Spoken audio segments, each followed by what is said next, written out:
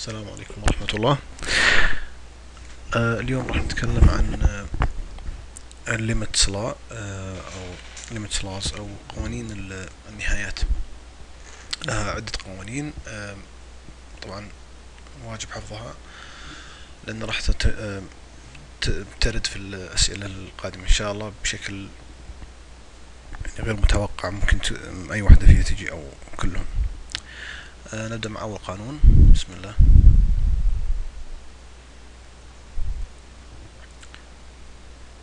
لما تكون limit when x approaches a، نفتح قوس f of x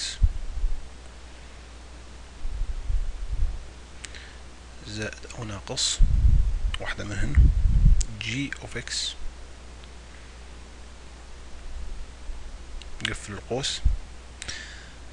هي نفسها لما أن نقول اللي هو نقوم بعملية إدخال الليمت داخل القوس، فتصير العملية بهذا الشكل: limit when x approaches a f of x زائد أو ناقص limit when x approaches a g of x. يعني كل اللي قمنا فيه دخلنا الليمت داخل القوس. لو تلاحظون يعني سواء لما تجيك عملية حسابية مثل كذا ممكن تقسمها تصير تو ليميت، والعملية بينهم الجمع أو طرح. طبعا ممكن تعرض سؤال مثل هذا، فبكل سهولة دخل الليمت داخل القوس. القانون الثاني limit when x approaches a c، معناتها ترمز إلى الكونستانت اللي هو عدد، يعني 1 2 3 4 عدد عادي جدا. c f of x يساوي. العملية هذه راح تكون معقدة شوية، لو إن شاء الله راح نطرق المثال في الأمام إن شاء الله. صعبة لما أنك يكون في عدد ومع الدالة، فممكن نستخرج الكونستانت أو العدد هذا إلى الخارج بهذا الشكل: c limit x approaches a f of x تصبح بهذا الشكل. كل اللي عملناه انه طلعنا الكونستانت او العدد هذا في الخارج، واتينا بالليمت اللي هو نهاية الدالة او سلوك الدالة اللي في النص، والعدد يكون في الخارج ما يأثر في العملية. 3 في حالة عملية الضرب when x approaches a افتح قوس f of x ضرب g of x، نقفل القوس. ممكن برضو تقريبا مثل عملية الجمع ان ندخل الليمت الى الداخل، العدد الاول والعدد الثاني، فعملية توزيعية تقريبا: x approaches a f of x ضرب limit when x approaches a g of x. القانون الرابع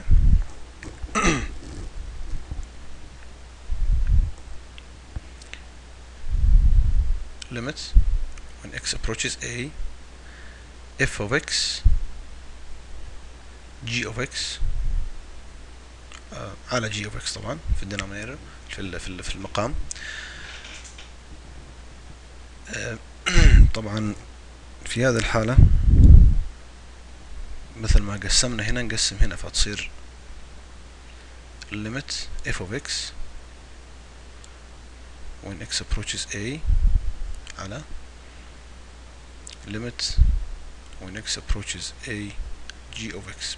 لكن فيه شرط بسيط، وهو ان ال g of x اللي هو limit when x approaches a ال g of x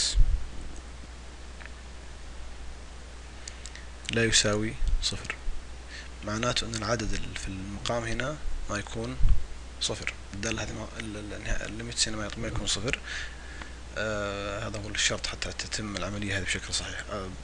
otherwise في طرق أخرى ما نضطر ندخل في الجبر اكسبريشنز اللي هي نبدأ نبسط وندخل في عمليات إن شاء الله نتعرض لها في المستقبل إن شاء الله. القانون الخامس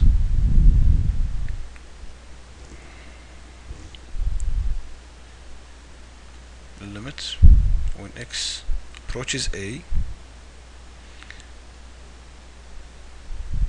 f of x أس n. الأس هنا في القوس الكبير في الخارج، وممكن أن نكتبها بهذا الشكل limit when x approaches a f of x أس n. ممكن تكتب بهذا الشكل. القانون السادس هذا سهل جدا. limit when x approaches a c اللي هو constant برضو العدد ثابت. يعني مثلا لما تكون limit when x approaches مثلا عدد 2 هنا والconstant هنا 3 أصلا، فالناتج راح يكون c اللي هو 3. يكون الناتج هو العدد اللي هنا إذا ما في x طبعا، نتكلم عدد فقط 3 4 5. وهنا يكون عدد آخر، فنكتب العدد اللي هو الكونستنت الموجود مع الليمت. السابع limit when x approaches a limit طبعا x limit ال x when x approaches a في هذه الحالة a.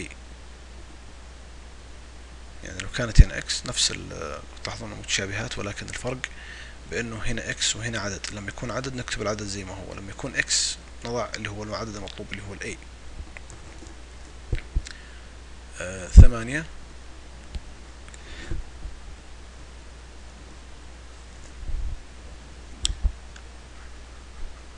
limit when x approaches a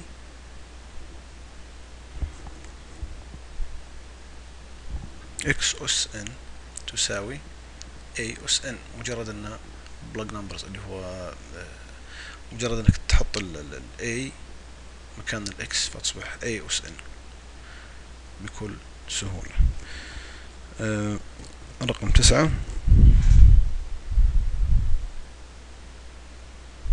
when x approaches a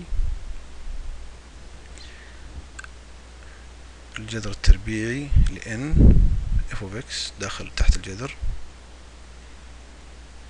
وتساوي الجذر التربيعي ل n، ونقوم بعملية ادخال الليمت داخل تحت الجذر. تصير limit when x approaches a f of x. هذه قوانين مهمة جدا يجب أن تحفظ حتى تسهل عملية الحساب الليمت والنهايات في المسائل اللي راح نتطرق لها إن شاء الله في المستقبل القريب بإذن الله تعالى. والسلام عليكم ورحمة الله وبركاته.